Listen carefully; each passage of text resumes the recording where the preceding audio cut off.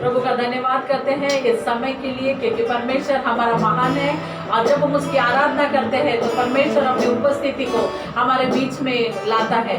और इस वक्त हम लोग आराधना करेंगे, एक छोटी सी प्रार्थना करेंगे और निस्सी इस वक्त प्रार्थना करेगी। बाप्पा, हा दिवस आपल्याला तू आम्हाला सर्वांच्या सोबत आणला म्हणून धन्यवाद द्या। हा नवीन दिवस आपल्याला आहे, आम्हाला सगळ्यांना सुखरूप ठेवलाय। लॉकडाऊन तुझी मर्जी आहे देव बाप्पा, तू सगळ्यांना सुखरूप ठेव, या महामारीपासून तू सर्वांना वाचव। येशूच्या नावात मागते म्हणून तू ऐकते। आमीन। इस समय हम उस गीत को गाते हैं, एल शदाय तुझ सा कोई नहीं, क्योंकि वो परमेश्वर है जो सर्वशक्तिमान परमेश्वर है। और आज की दिन हम लोग उसकी आराधना कर रहे हैं और उस एल शदाय का हम नाम को ऊंचा कर रहे हैं। उस गीत को गाकर हम प्रभु की आराधना करें। El Shaddai, El Shaddai, El Shaddai, El Shaddai, El Shaddai, El Shaddai, तुझसा ना कोई नहीं।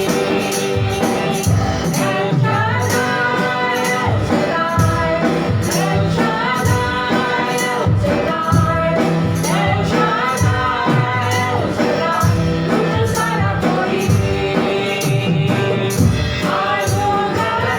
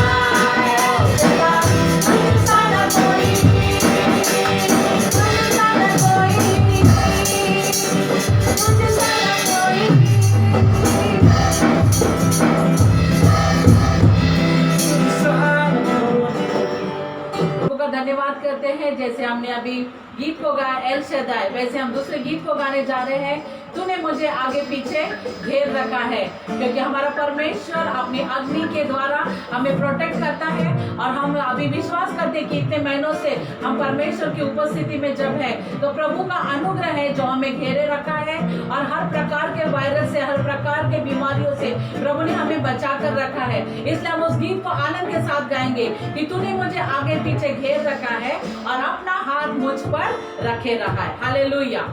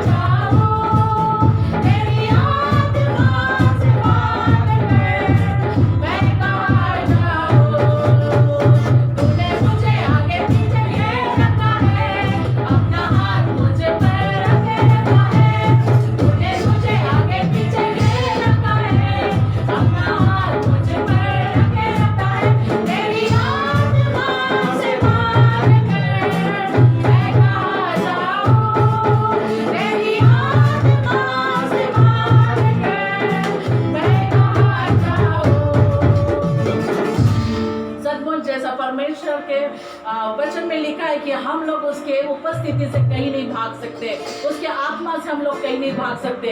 कहीं पे भी हम जाएंगे, कहीं पे भी हम छुपेंगे, लेकिन परमेश्वर का आत्मा होता है जो हमें ढूंढ निकालता है, हमें पकड़े रहता है और अपने अनुग्रह से हमें हमेशा घेरे रहता है। हालेलुया। आइए इस समय हम अपने आराधना के जब आए हैं, इस समय अपने आंखों को बंद करेंगे और उस परमेश्वर की हम आराधना करेंगे जिसके जैसा और कोई परमेश्वर नहीं है।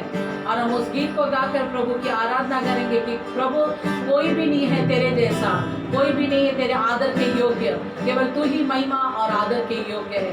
उस गीत को गाकर हम प्रभु की आराधना करेंगे। कोई नहीं है आदर के योग्य, बस एक तू खुदा।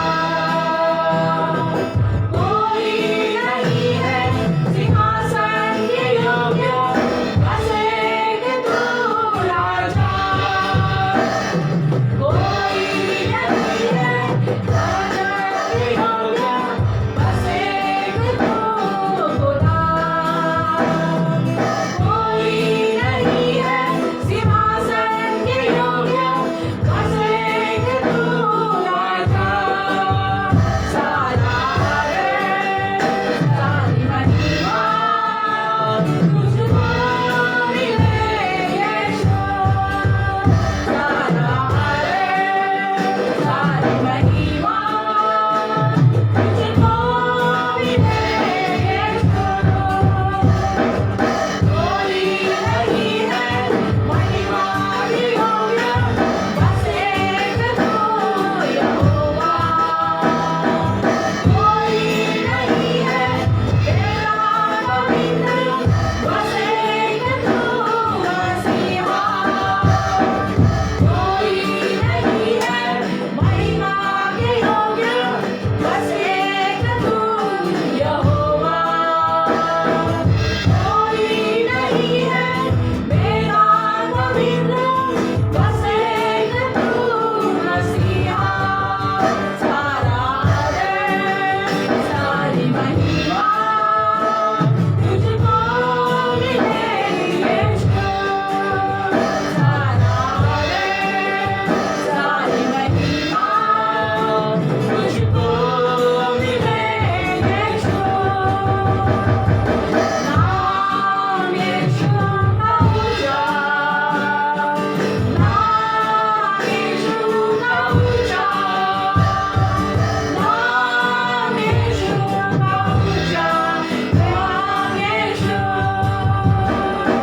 नाम यीशु का ऊंचा, नाम यीशु का ऊंचा, नाम यीशु का ऊंचा, नाम यीशु। तेरे नाम में चंगाई, तेरे नाम में मिठाई, तेरे नाम में भलाई, यीशु नाम। तेरे नाम में चंगाई, तेरे नाम में मिठाई, तेरे नाम में भलाई, यीशु नाम। तेरे नाम में चंगाई, तेरे नाम में रिहाई, तेरे नाम में भलाई, यीशु नाम। धन्यवाद करते परमेश्वर पिता, हम तेरा धन्यवाद करते प्रभु जी, क्योंकि तेरे नाम में प्रभु जी वो रिहाई है परमेश्वर पिता, तेरे नाम में वो छंगाई है परमेश्वर पिता, तेरे ही नाम में भलाई है प्रभु जी। आज के इस समय परमेश्वर पिता हम तेरे नाम को ऊंचा और ऊंचा करते हैं, क्योंकि केवल यीशु का नाम ऊंचा करने के योग्य है प्रभु जी। हाँ परमेश्वर, तू हमारा राजा है, तू हमारा प्रभु है परमेश्वर। हम तेरा धन्यवाद करते हैं और तेरे नाम को ऊंचे पे उठाते हैं प्रभु जी। Thank you Jesus, thank you father, hallelujah. जैसे दाऊद कह रहा है अपने भजन में कि परमेश्वर की करुणा हमारे ऊपर हमेशा बनी रहती है और उसकी करुणा सदैव हमारे घराने के ऊपर रहती है। आज उसी प्रकार हम लोग उस गीत को गाने जा रहे हैं कि परमेश्वर तेरी दया हमारे ऊपर है, तेरी दया तेरी करुणा सदा की हमारे जीवन के ऊपर है। तेरे पंखों के नीचे हम सुरक्षित है और तेरे नाम में हमें जीवन मिला है। और उस गीत को हम गाएंगे। ये गीत मराठी में है, जिनको आता है वो हमारे साथ ज्वाइन कर सकते हैं, अगर नहीं आता है तो आप उसे सुन सकते हैं और परमेश्वर की उपस्थिति में आराधना का अनुभव ले सकते हैं।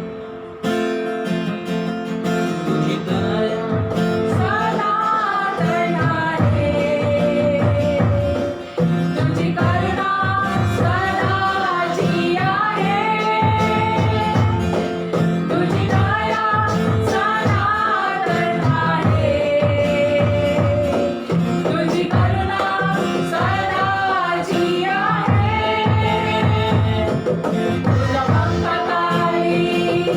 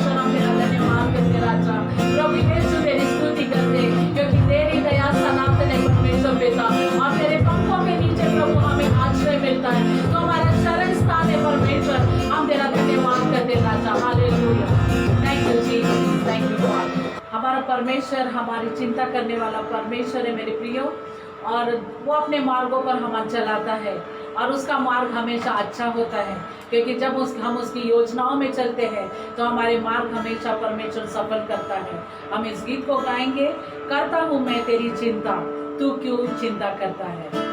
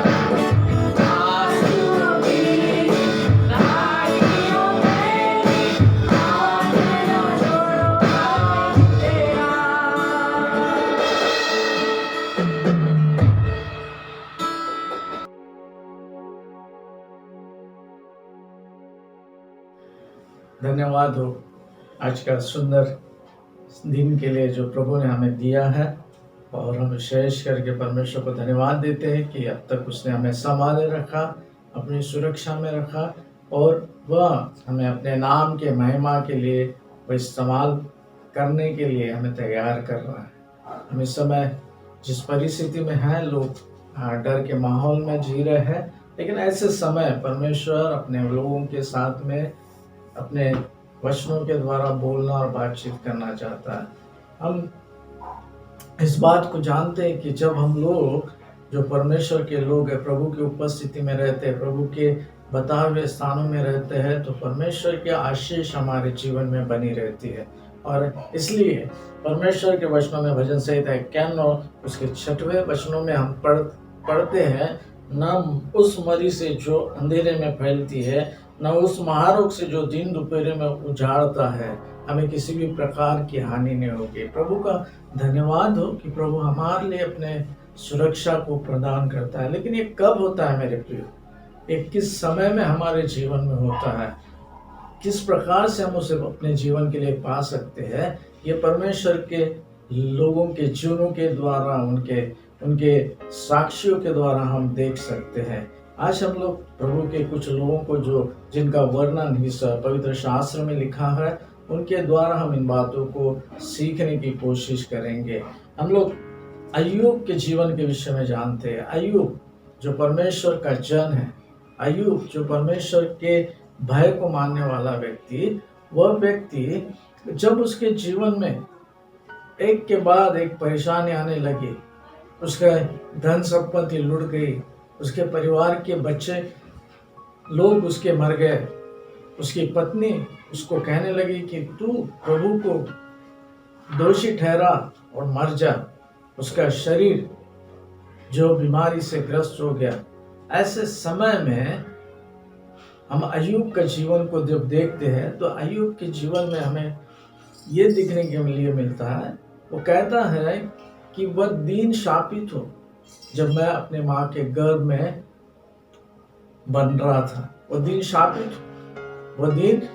हो। तीसरे अध्याय में उसके 1 से लेके 4 वचनों तक हम इस बातों को जानते हैं। वो बोलता है कि मैं अपने जन्मदिन को धिक्कारता हूँ, उस दिन के विषय में जब मैं गर्भ में रहता था, उस दिन के विषय में जब लोगों ने कहा कि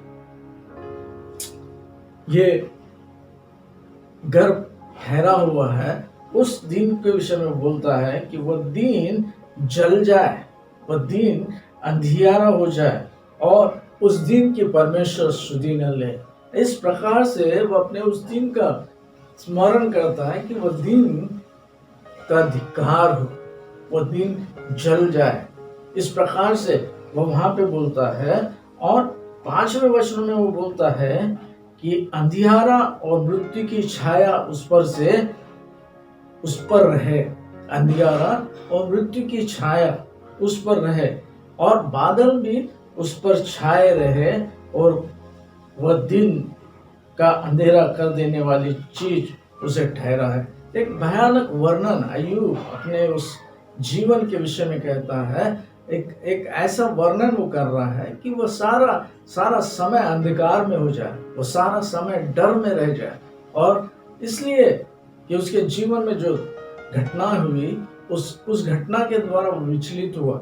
जैसे आज हम लोग विचलित है, जैसे आज हम लोग हम परेशान हो गए, आज हम लोग इस समय की कैसे हमारा जीवन में आगे का समय जाएगा, इसके विषय में हम चिंतित हो गए। वैसे एक भयानक परिस्थितियों से अय्यूब गुजर रहा था और उस समय के लिए वह बोलता है कि उसका धिक्कार हो। हम जानते हैं कि परमेश्वर का जन दाऊद एक बहुत अच्छा परमेश्वर का भय मानने वाला व्यक्ति, परमेश्वर के बातों को अपने जीवन में उसका पालन करने वाला व्यक्ति, वो व्यक्ति भी अपने जीवन में जब उसके जीवन में कई परेशानियां, कई दुख तकलीफ आए, उस समय भी वो परमेश्वर के लिए वो हमेशा वो परमेश्वर से बोलता था कि प्रभु तू मुझे बचा। और इसलिए उस दाऊद के जीवन के विषय में भी हम लोग समझते हैं, जान सकते हैं कि वो दाऊद उसने अपने जीवन में उस भेड़ों की चरवाई की थी, भेड़ों की रखवाली की थी। और इसलिए कैसे भेड़ की रखवाली, भेड़ का चरवाह करता, इसका अनुभव उसके जीवन में था। इसलिए वो भजन संहिता 23 में बड़ा सुंदर उसका वर्णन करता है कि यहोवा मेरा चरवाह है, कोई घटी मुझे नहीं है। प्रभु जब हमारे जीवन में उसकी अगुवाई करता है, प्रभु जब हमारे जीवन में उस बातों को करता है जो वो हमारे लिए, जिसकी वो अपेक्षा करता हुआ है, उस बातों के लिए हम परमेश्वर को धन्यवाद दें, क्योंकि वह हमें मार्गों में लेके चलने वाला परमेश्वर, वह हमारी चरवाई करने वाला परमेश्वर है। लेकिन यहाँ पे बड़े अचंभित करने वाली बात है कि इस भजन संहिता के 4 अध्याय में वो कहता है कि मृत्यु छाए के दरी में से भी मैं गुजर रहा होगा तो मुझे किसी बात का डर नहीं। अगर मैं मृत्यु छाए के तराई में से भी गुजर रहा होगा, घोर अंधकार से भरी हुई तराई में से होकर चलो तो भी हानि से ना डरूंगा। परमेश्वर का जन उस परिस्थितियों में से जाते समय भी हम देखते हैं कि दाऊद के जीवन में भी कई परिस्थिति आई, वह उसको जब उसका अभिषेक हुआ, उसको शाऊल के सामने से भागना पड़ा, कई बार अपमानित होना पड़ा होगा, जान की जोखिम उसके जीवन में आई होगी। लेकिन ऐसे समय में वो कहता है कि मैं अगर मृत्यु की तराई में से भी जाता हो तो मैं हानि से न डरूंगा। वो कहता है कि मैं इसलिए हानि से नहीं डरूंगा क्योंकि मेरा परमेश्वर मेरा चरवाहा है, वह मुझे किसी भी प्रकार की कोई कमी और घटी नहीं होने देगा। और इसलिए यह एक अनुभव वाला व्यक्ति उस बातों को कह रहा है। लेकिन हम जानते हैं कि यह अनुभव तभी हमारे जीवन में आता है जब हम उस परमेश्वर के ऊपर में भरोसा करते हैं। और हम लोग देखते हैं और एक जन के विषय में, याकूब के विषय में, जब अपने भाई से भागकर अपने मामा के घर में आया, उसे कई प्रकार की समस्याओं का सामना करना पड़ा, कई प्रकार की समस्याओं को उसको झेलना पड़ा। लेकिन वो क्या कहता है कि मैं उस परमेश्वर को धन्यवाद देता हूँ जिसने मेरी सहायता मदद की। वह उस परेशानियों में भी उस परमेश्वर के अनुग्रह को जानता है। और इसलिए याकूब भी परमेश्वर के बातों को बड़े अच्छे रीति से प्रकट करता है कि उसका परमेश्वर कैसा। और हम लोग यहाँ पे देखेंगे कि इन्होंने कैसे अपने उस परमेश्वर के ऊपर में विश्वास किया, कैसे अपने परमेश्वर के ऊपर में उन्होंने विश्वास किया। जब अय्यूब के जीवन में ये सारी समस्याएं, तो अय्यूब ने परमेश्वर को दोष नहीं लगाया। अय्यूब ने परमेश्वर के ऊपर में किसी भी प्रकार का दोष नहीं लगाया, परंतु वो क्या कहता है उसके 29वें अध्याय के 2 से लेकर 5वें वचनों तक, जहाँ पे अय्यूब इस प्रकार से कहता है, भला होता कि मेरी दशा बीते हुए महीनों की सी होती जिस दिन में परमेश्वर मेरी रक्षा करता। मेरा जीवन पहले के समान होता जब मेरा परमेश्वर मेरी रक्षा करता था। वह आगे में बोलता है, जब उसके दीपक का प्रकाश मेरे सिर पे रहता था और उससे उजाला पाकर मैं अंधेरे में चलता था, वह तो मेरे जवानी के दिन थे जब परमेश्वर की मित्रता मेरे डेरे पे बनी रहती थी। वह कहता है कि परमेश्वर की मित्रता मेरे डेरे के निकट रहती थी। और 5वें वचन में बोलता है कि उस समय तक सर्वशक्तिमान मेरे संग रहता था। परमेश्वर मेरे संग रहता था। उस परिस्थिति के पहले अय्यूब इस बातों का वर्णन कर रहा है कि उसका परमेश्वर उसके संग रहता था, उसका परमेश्वर उसके साथ में मित्रता के समान उसके डेरे की रक्षा करता था।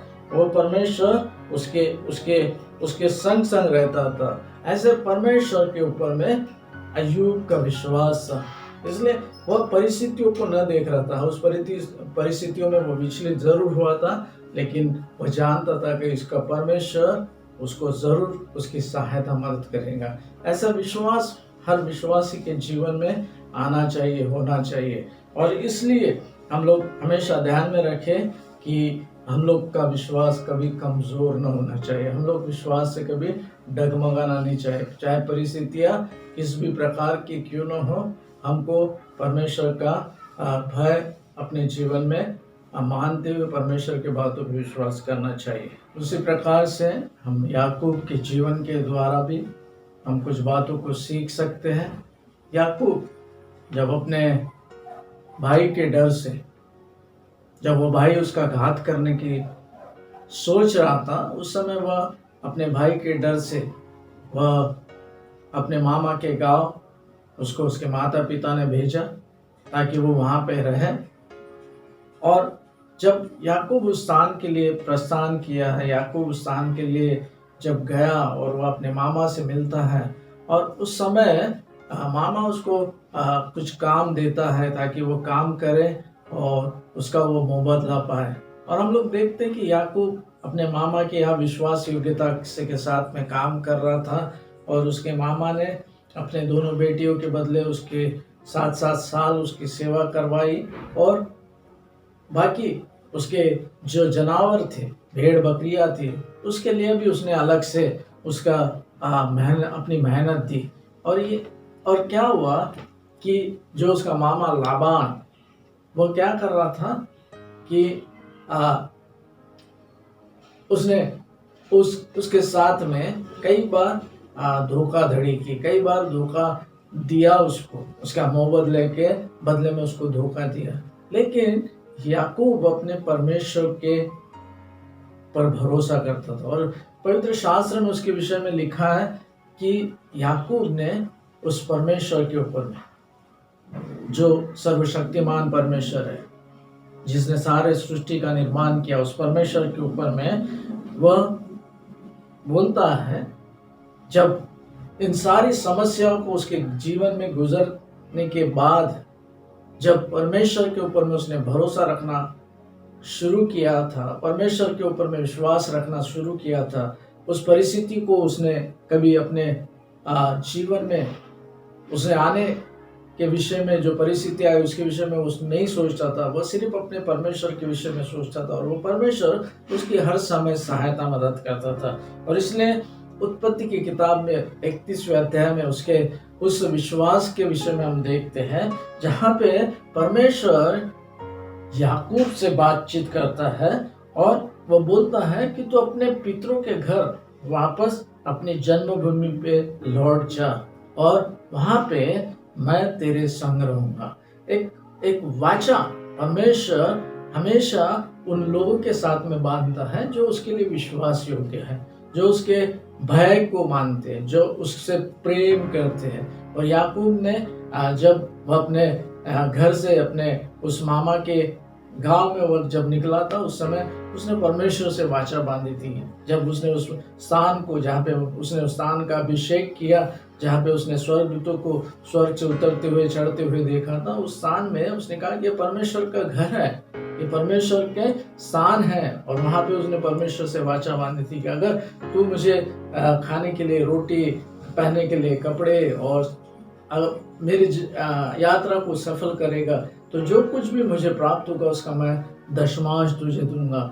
एक विश्वास उस परमेश्वर के ऊपर में, और उस परमेश्वर ने उसको उस स्थान में लेके गया वहाँ पे, जबकि उसके साथ में कई बार धोखाधड़ी हुई, उसके साथ में कई बार उसको शायद अपमान सहना पड़ा होगा, उस समय भी याकूब ने अपने परमेश्वर पे विश्वास करना नहीं छोड़ा। और इसलिए जब ये सारी बातें उसके जीवन में घट चुकी, कई समय उसको वहां पे बिताना पड़ा, और एक समय ऐसे आया कि परमेश्वर ने उससे कहा कि याकूब, अब तू उठ और अपने जन्मभूमि को चल, जहां से तू आया है, मैं तेरे संग में रहूंगा, मैं तेरे साथ में रहूंगा। और इसलिए वह अपने पत्नियों को बुलाता है, अपने बच्चों को बुलाता, और उनसे वो कहता है कि आज प्रभु ने मुझे आशीषित किया, मेरे पास में धन संपत्ति है, सब कुछ है, और इसलिए तुम्हारे जो पिता है उसका मुखड़ा मुझसे प्रसन्न नहीं है,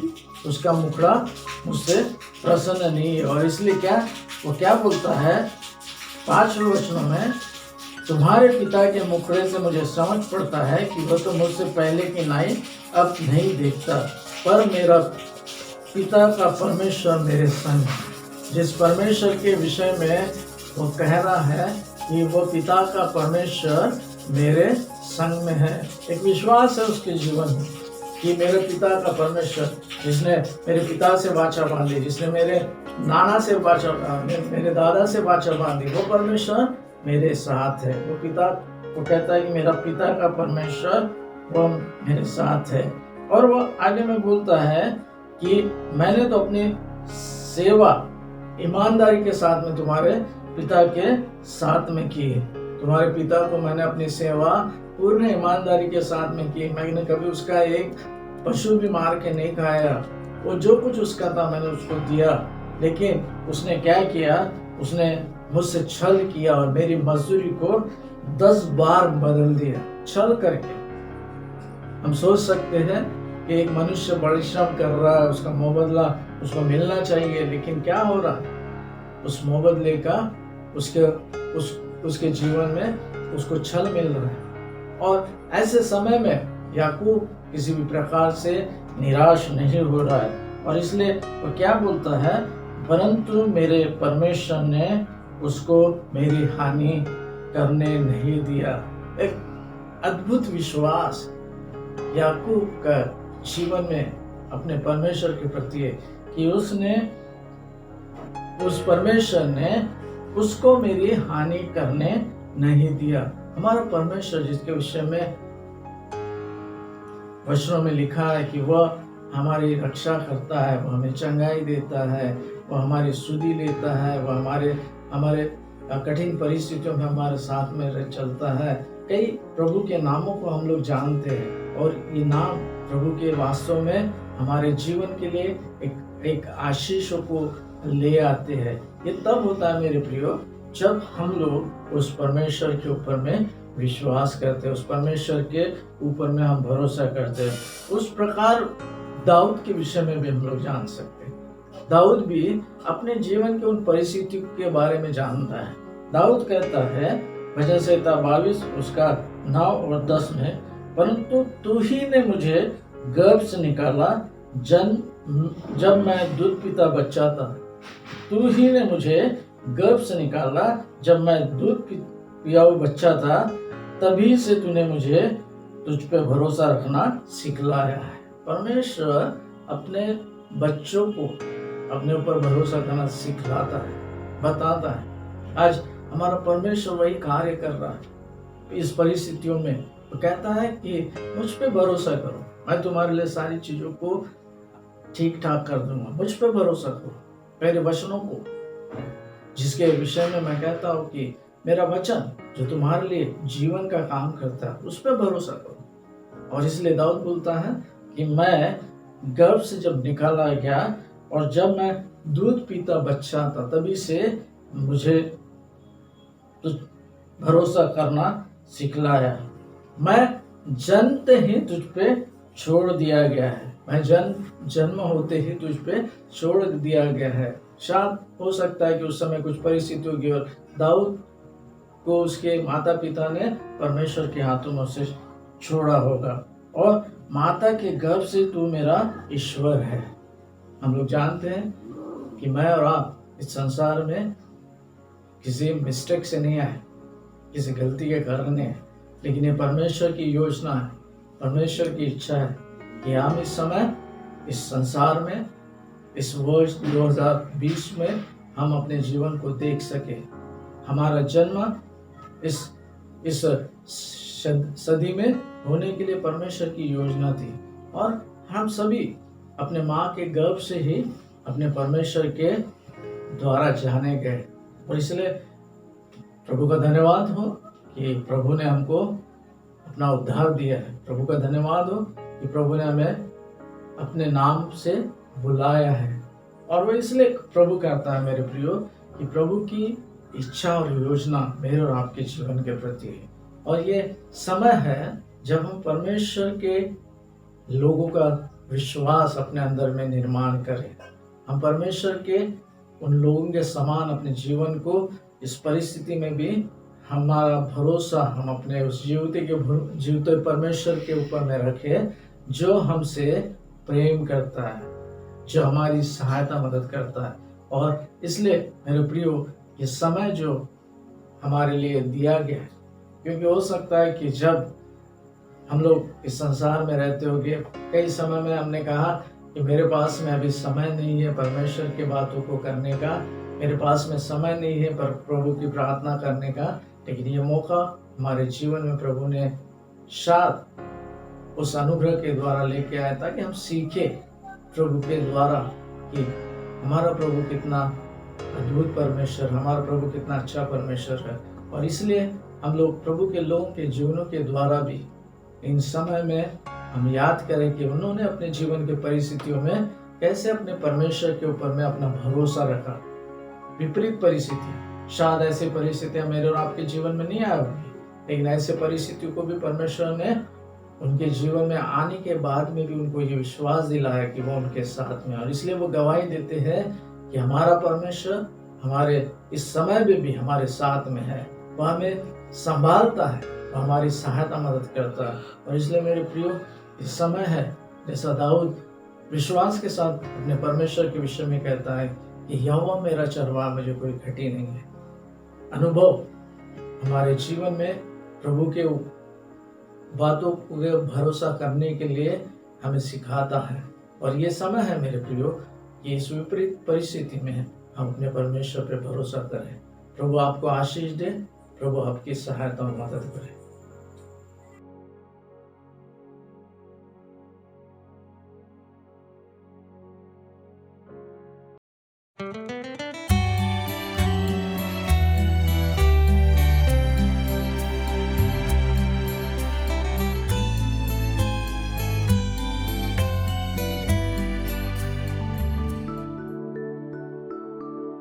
डैरियस बेबीलोन के राजा थे। मैंने 120 सुपरवाइजर्स और गवर्नर को नियुक्त करने का फैसला किया है ताकि राज्य का भार मैं उन्हें सौंप सकूं। ये फैसला मैंने जनता के मद्देनजर लिया है। उसी राज्य में एक डैनियल नाम का आदमी रहता था। डैनियल को अर्चना और प्रार्थना पर बहुत भरोसा था। ईश्वर से प्रार्थना और मौत का सामना के बीच किसी को चुनना पड़े तो वो ईश्वर की राह चुनता। हे ईश्वर, आपकी कृपा के लिए शुक्रिया।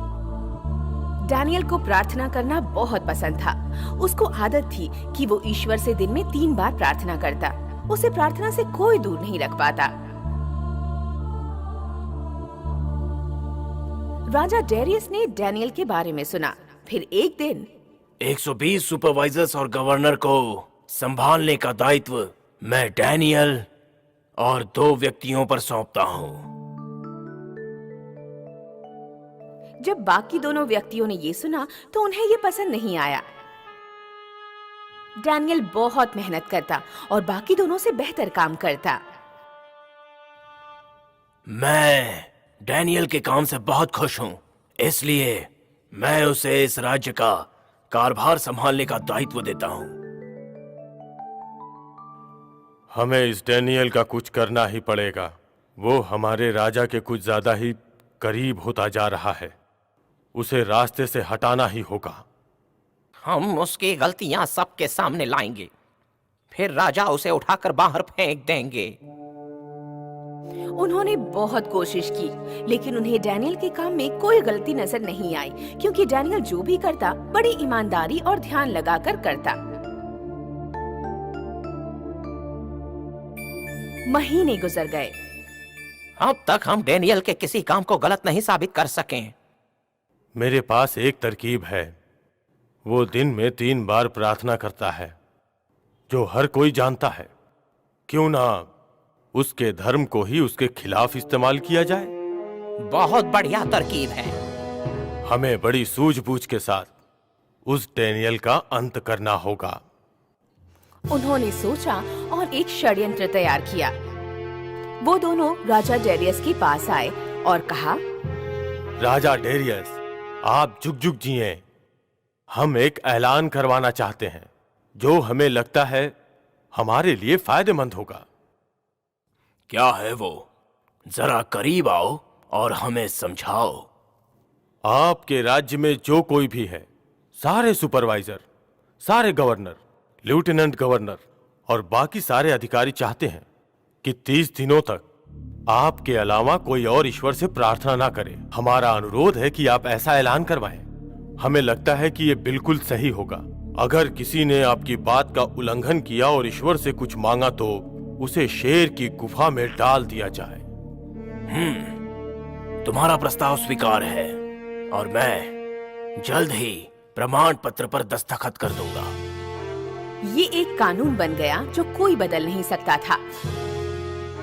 डैनियल ने राजा के फरमान के बारे में सुना। राजा ने ऐसा फरमान क्यों जारी किया? इंसान बिना प्रार्थना किए कैसे रह सकता है? ईश्वर को बिना पूजे हम जीवित कैसे रह सकते हैं? उसके बावजूद अगली सुबह डैनियल खिड़की के पास जाकर प्रार्थना करने लगा, जैसे वो हमेशा सुबह, दोपहर और शाम को करता है। सुपरवाइजर उसके घर के बाहर इसी बात की फिराक में थे। हमें तो इसी बात का इंतजार था।